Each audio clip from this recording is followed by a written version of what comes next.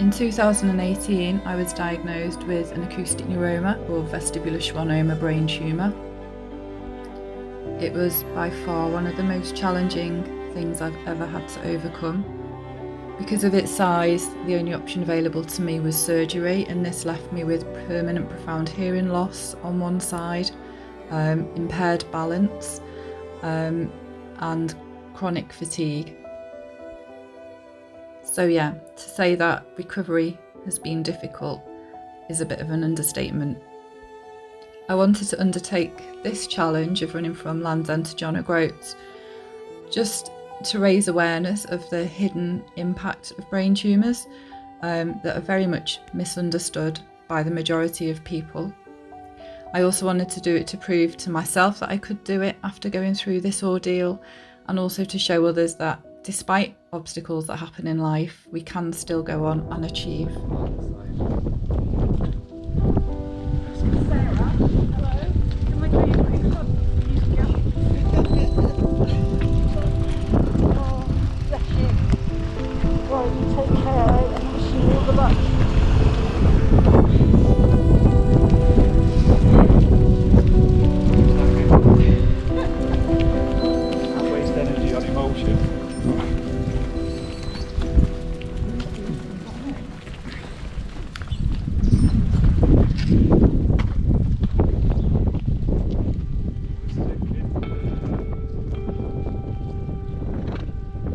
My name's John Fern. I'm the head coach and owner of e3coach.com.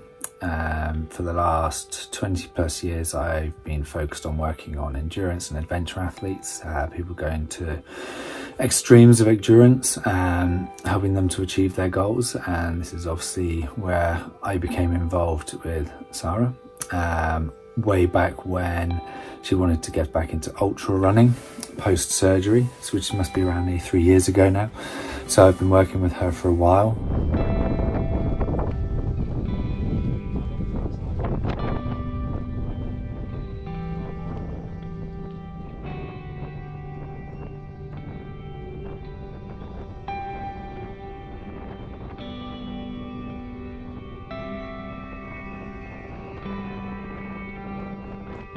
I've known Sarah for a few years, and my first encounter of her endurance came to play when I invited her to join me on a trip to Toubkal Mountain in the Atlas Mountains at very short notice. She was concerned for her own limitations for her health, but I only ever saw the positivity and the will to succeed. And this is exactly what I witnessed when I was able to support her on the trip for the jog.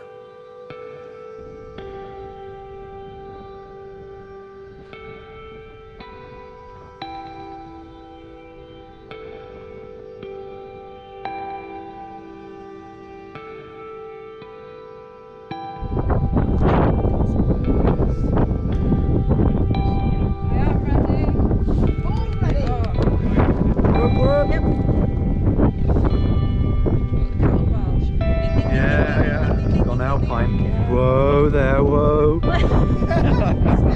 Sprint. You're gonna go, it's just down this bit. No.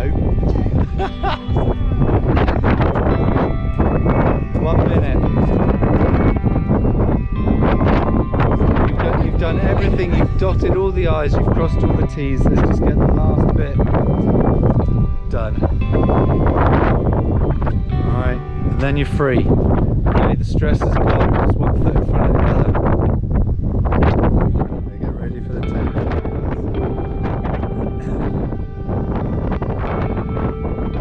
10, 9, 8, 7, 6, 3, 2, 1. Let's do it.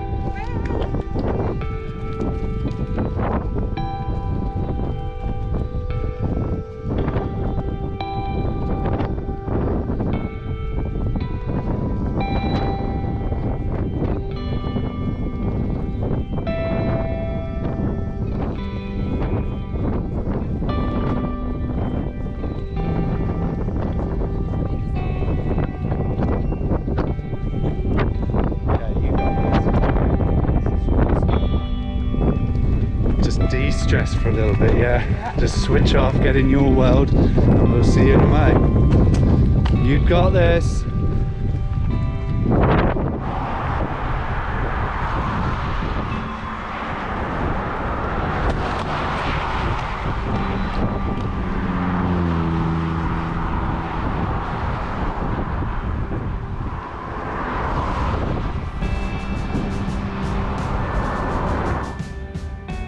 Day one went really well. The weather forecast wasn't great, so I was really keen to make as much headway as I could before we hit bad weather. But we had a fantastic tailwind at the start, and I felt really strong. I was really happy with my pace, my energy levels were good, and yeah, it was all going well until about lunchtime when the storm cloud rolled in.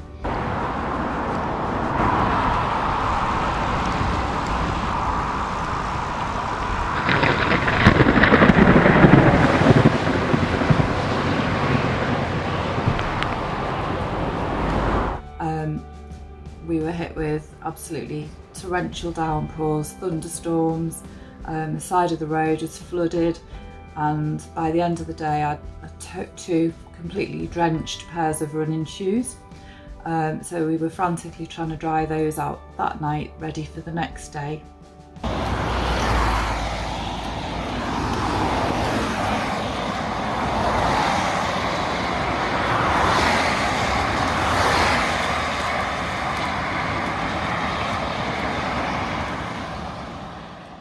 The rain conditions were biblical. Having had such a fantastic summer of bright sunshine, ideal training conditions, albeit sometimes too hot, this was the complete and utter contrast. I'll see you in a bit. 5 miles.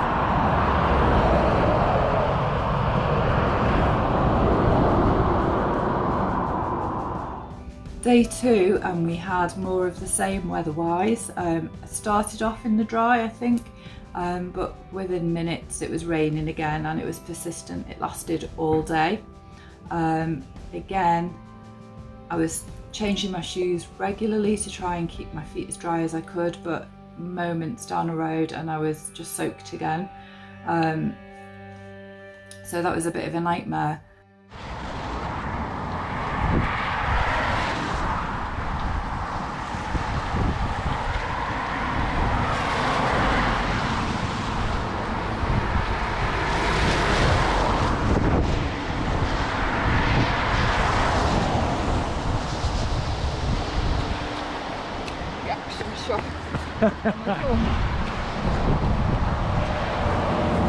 You're here.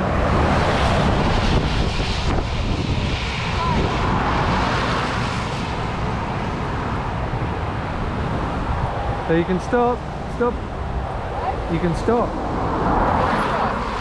Yeah. Is it over? Stop. How are you feeling? Don't ask. By the end of day 2, I'd developed a few issues with my feet. I'd had a couple of blisters through the day that I'd tried to treat on the road. However, the plasters that I'd applied, as well as absorbing the moisture from within the blister, had also absorbed the surrounding moisture out of my shoe, and they had just congealed all over my feet. So I tried to remove them in order to put fresh dressings on. The problem that I had was it had just become a big gooey mess, so I had to actually cut this plaster goo away, and in doing so, when I removed the plaster, it had actually pulled out my nail bed and the surrounding skin on the top of my toe. Yeah, it was not pleasant to look at. I didn't intentionally let anyone else see it because it just looked gross. And I spoke to a medic friend of mine, Gwyn. He's an expedition medic, so sees lots of feet and other conditions associated with long distance events, and he told me at that point, at the end of day 2, I should just stop. He said the challenge will always be there another day, but to carry on would just continue to cause trauma to my feet, and they would then take longer to heal. So yeah, in my own inevitable style, I totally ignored that advice and carried on. Obviously her feet were in a bad way, that's kind of like gonna happen due to the fact that it was incessant rain for the whole duration. You know, so she had around 5 pairs of shoes, and they were all soaked by the end of like day 2, and so you're frantically trying to dry them and obviously minimize the damage to her feet. But she coped really well with that. She self-managed that. She had people that she spoke to, and she was dealing with that, which was great.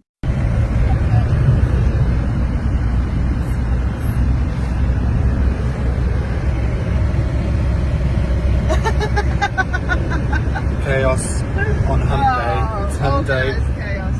Sarah's holding it together though.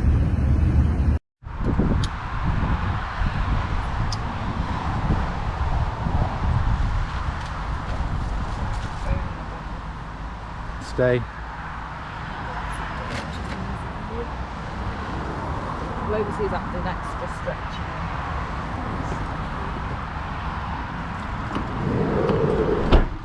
Right, up the bank. Good. So there's only 2 stops we've got to do on this shitty road, right? Don't cross yet.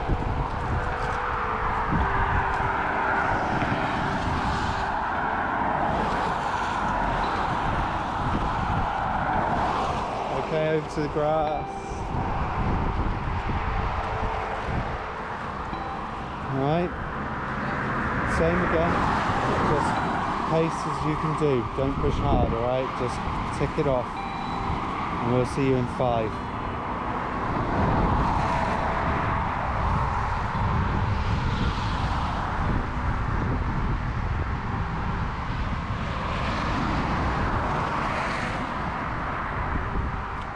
See you in a bit.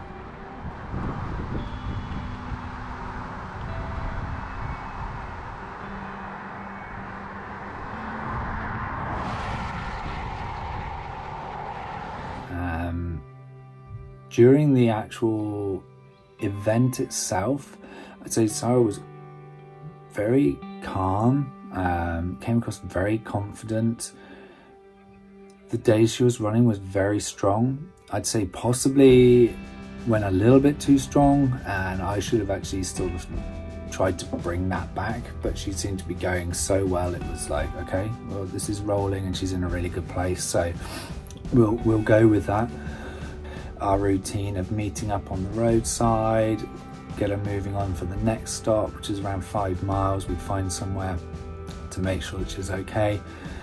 And then at other times, obviously dropping back and actually running with her to give support. You know, when I was doing that, she kind of was pretty much ignored me and just carried on, which was great, because she was obviously in her own world in a positive place.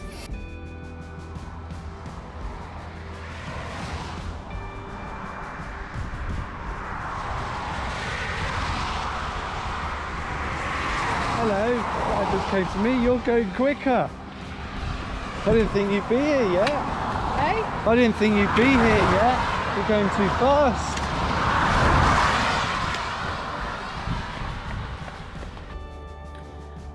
Day 3 started well. I left in dry conditions, I think, although it did start raining again a few hours later. Yeah, I had quite a good run on the final part of the A30, and it was a relief to leave that. My toes weren't as painful as I thought they might be, which was good. And later that day, after I'd worked my way through a few different villages in and around Exeter, I met up with Joe Pavey, who I'd been fortunate enough to spend some time with earlier in the summer. And also 2 ladies who are members of the Running at 40 Plus community, Fiona and Vicky. And it was just so lovely to be around people and to be able to have a bit of interaction as we were running along, even though Joe and I did take a wrong turn at one point. But yeah, that was a really lovely end to the day. Made all the better because Vicky brought along a bottle of Diet Coke, which I was absolutely craving for by that point. So yeah, that was a really lovely evening.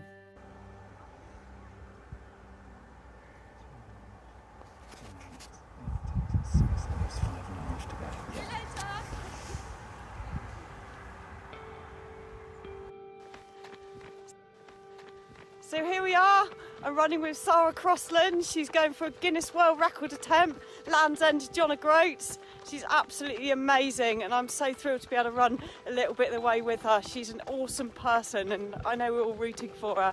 Go Zara! Morning everybody.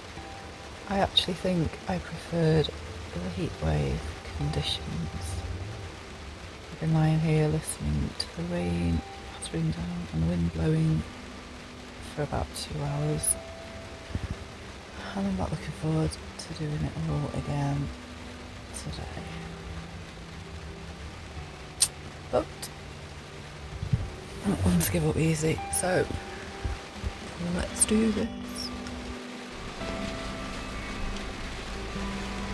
Like Christmas. Yeah.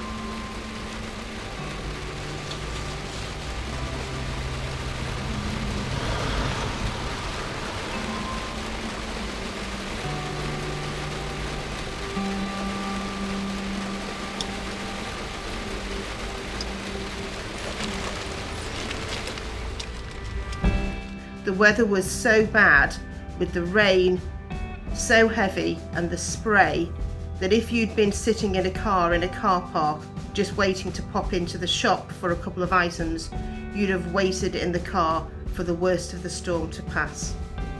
Those are the conditions that Sarah was running in day to day. Go. Okay, we're going to see in a little while again. Yeah. Same old routine. And off we go from X Valley.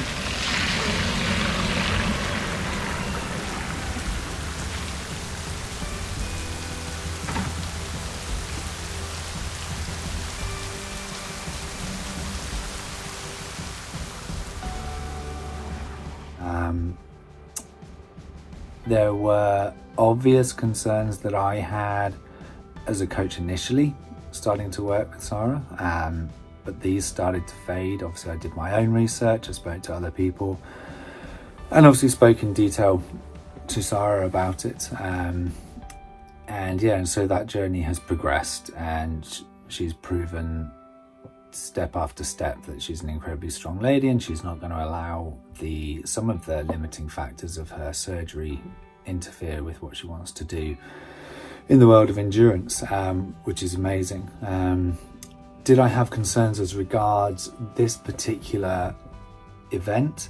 Yes, and again I was kind of really open and honest and made sure that we had medical backing from it, that the specialists were happy that she was doing this, so that was great. That took then a lot of pressure or worry off of me, so we had to focus in more of dealing with her balance issues and the fatigue elements and not be too worried about there being a detrimental effect, obviously.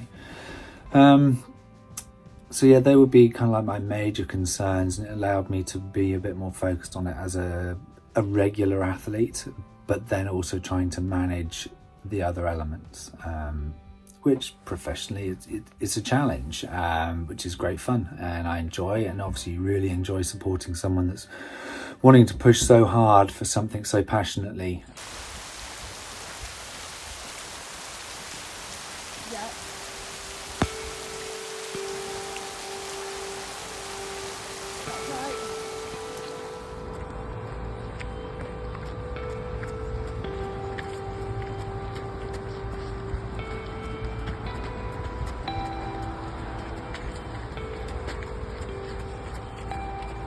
Day 4, I was feeling a bit the worse for wear. We'd had quite a rough night, I think, camping. We weren't in the greatest of campsites that evening, and I'd been kept awake quite a lot actually by the rain and the wind sort of sweeping across the field that we were camped on.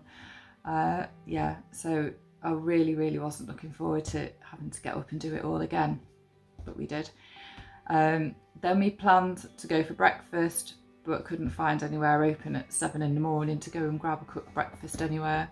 So it was a Costa porridge I think I had that day, and a couple of coffees, which was much needed before hitting the road. As I set off, it was just, the weather was just hideous again. Heavy rain. I'd worn my waterproof because it was considerably cooler that morning. And also, yeah, it was just grim. Headlights, head torch needed that day because it was just really dull and gloomy.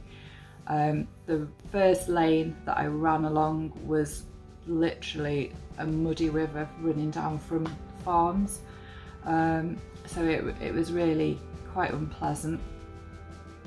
I then started to develop a bit of a pain in the bottom of my left shin, and I thought maybe it just felt like my laces were a little bit too tight, so I loosened them off a bit before I carried on, but the pain increased.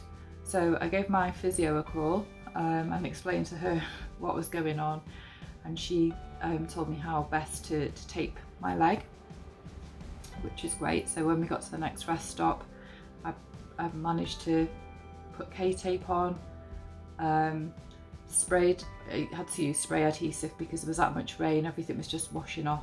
So spray adhesive on my leg, K-tape, and off I went. And actually, at first it seemed to help quite considerably, I think, because it had offloaded some of the stress from my shin. But as time went on, the pain increased again. I tried to put it to the back of my mind because, you know, thinking about it wasn't going to help in any way, shape or form. So yeah, took painkillers and just carried on.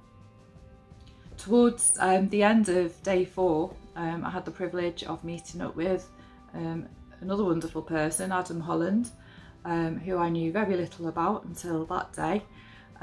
But he's quite an accomplished runner himself, having won over 300 marathons and ultramarathons. I think he holds the record for the most marathon wins in the UK and 4th most in the world. Really wish I'd have known that before I asked if he runs often. But there you go, I'll put that moment of stupidity down to the delirium of running 40 odd miles that day and being a bit tired.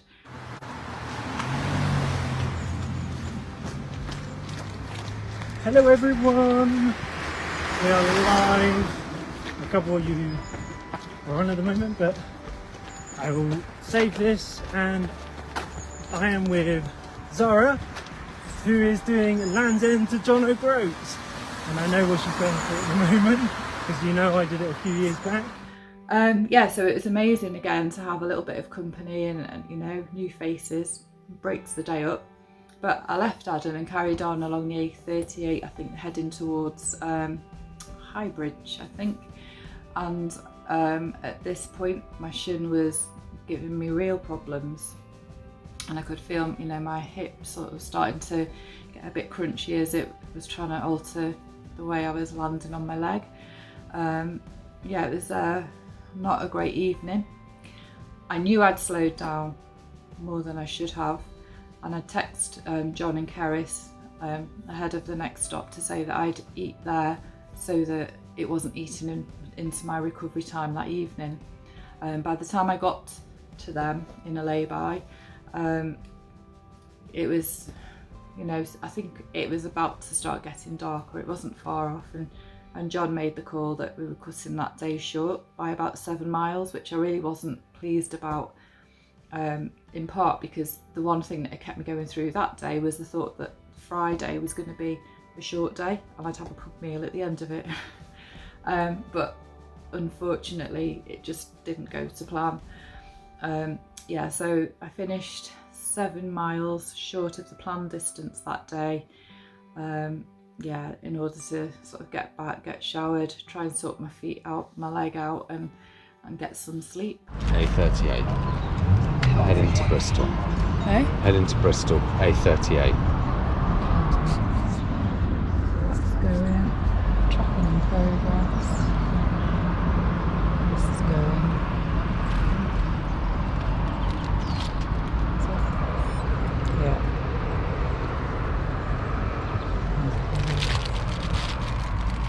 Rock and roll.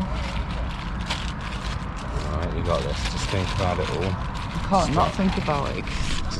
But break each bit down. Don't let it become like a jumble.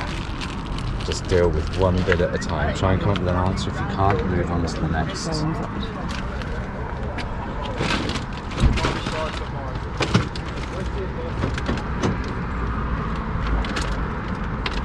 I found it.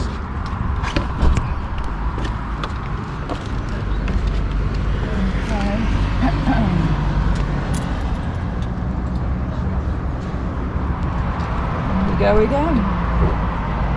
What are we on, day 5? Day 5. Quarter of the way. Some stupid amount of miles that was Mind your head. You might be easier to get out down here because I don't think there's a path. We went across that dirt, didn't we?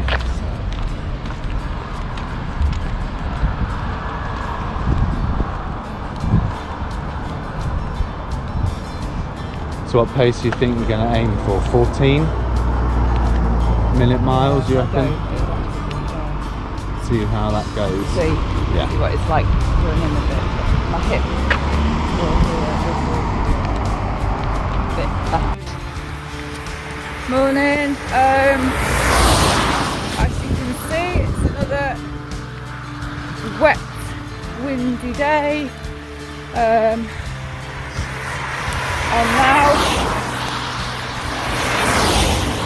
making my way from last night's early finish point back to where we stayed overnight, which is a bit demoralising. I've got a right horrible pain in my shin, my toes are falling apart, and I'm just a bit fed up really, to be perfectly honest. So I'm trying to make up as much time as I can using walking pole.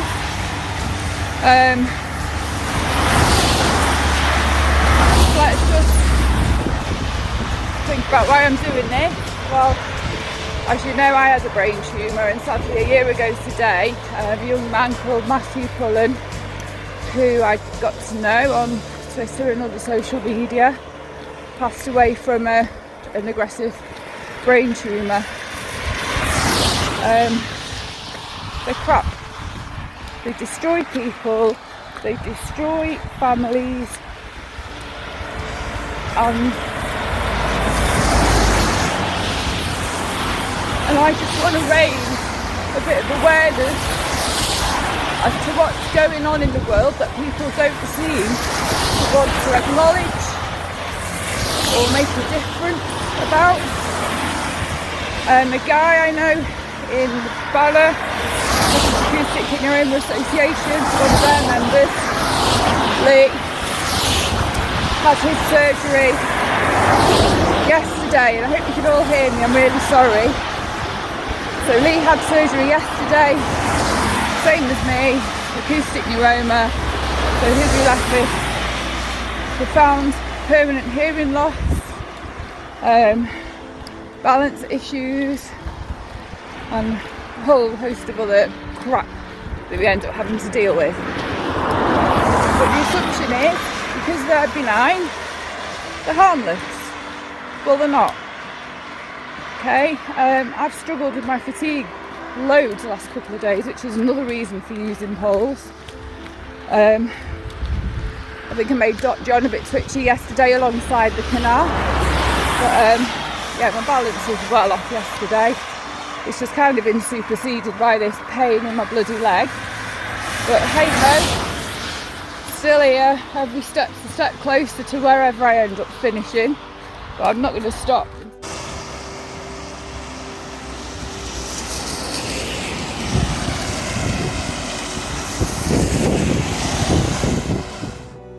Obviously when it happened, it was a little bit of it was a shock to me because I hadn't noticed anything injury wise visible, and then when she took her like compression sock off and showed me there's this red angry purpley mass on her shin, and I was like, well, have you had an impact, have you hit this? And she's like, no, not at any point. And I was like, well, okay, well, there's something inside that's not happy because this is coming from the inside out.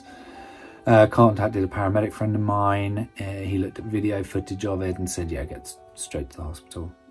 So at that point, you're kind of in your head, you're like, this is kind of game over, but no one's actually admitting it. No one's saying it out loud. And you're waiting for the medical professional to actually do that for you. You know, you're kind of almost in that false hope of, well, you know, it could keep going. And I wasn't prepared to say anything at that point, knowing obviously the psychological state of anybody in that sort of situation. You don't want to put them straight into that position. So got to the hospital, and yeah, they confirmed everything that was going through mine, and obviously through Sarah's minds as well. And then that was it. Line drawn under, and back to the drawing board. I went to the hospital with John, which in itself was a bit of a nightmare experience, and had my leg checked over. I had x-rays taken, it was thoroughly examined, and the diagnosis was suspected stress fracture, shin splints and acute tendonitis. And at that point they put me in a boot, gave me a set of crutches and sent me away. I'm quite sure they put me in a boot on purpose, because had they not told me to stop, I would quite possibly have tried to continue and go a little bit further. Yeah, it was not pleasant. I left the hospital extremely upset, as you can imagine, and I think the first call I received was from Martin Hopkinson, the founder of Running at 40 Plus, who were my main sponsor. And I just burst into tears. I just left the hospital, you know, I'd not told anybody what had happened, and I was just so distraught. I really felt like I'd let everybody down, and I still do actually. It's a bit of a sore point still. You know, doing this challenge meant so much, not only to me personally, but you know, I really wanted to raise awareness of the condition that I had, and that many others have, and that many other people are living with. The shortcomings in treatment and patient care, you know, the lack of research funding is incredible. And you know, so also for me was the fundraising aspect, and I was just 5 days in and it was just starting to sort of gain a little momentum. So yeah, I was really, really disappointed.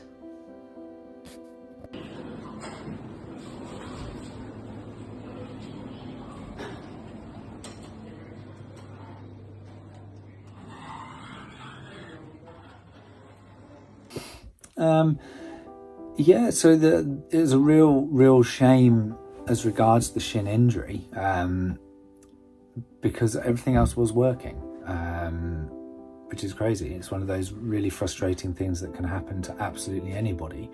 And obviously the repetitiveness of the running on tarmac is obviously something really difficult to manage. But what was the real key is we've noticed that from the balance compensation, Sarah's left leg is having to work incredibly hard to correct the sway motion from her right side. So if you imagine like a pendulum moving across, every time she was stepping, her left was having to literally impact the floor, not just to press off and run, but is actually acting as a brake to stop the pendulum movement before she then pressed off into her stride. So yeah, and we hadn't really come across this in any of her ultra distances before, but as obviously the days were progressing and the fatigue was building, it became more prominent. And so now obviously it's to the drawing board as regards that. She's already undergoing physio to repair the issue, and then we've got physio work on how to correct this movement the best that we possibly can.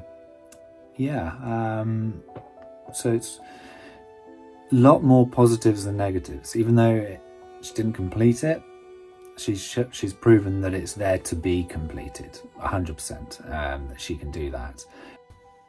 So the following week, Monday morning, I was straight at my physio, and she was amazing, as Amanda always is. We got John on the phone as well, so we could hear what was being said and contribute. And yeah, it was decided that I should treat my rehab as my training, because I actually felt like I just lost, I don't know, I almost felt, sounds ridiculous, I felt like I was mourning the loss of my training, because it's that gives my life structure. Certainly since surgery, that's what keeps me motivated every day to get up and get moving. So yeah, I'm looking forward to Sarah getting back recovered and back onto plan. At the moment we're working with bike work and core work and different bits and pieces in the swimming pool, just in some ways to help with the mental side of things, because you've stopped short of a target, you've got a lot of energy, you're injured, the frustrations build up and you've got to manage those, yet not pushing to a point where you're actually causing more problems. So it's, yeah, managing it for sure. But she's doing great, and here's to the next one.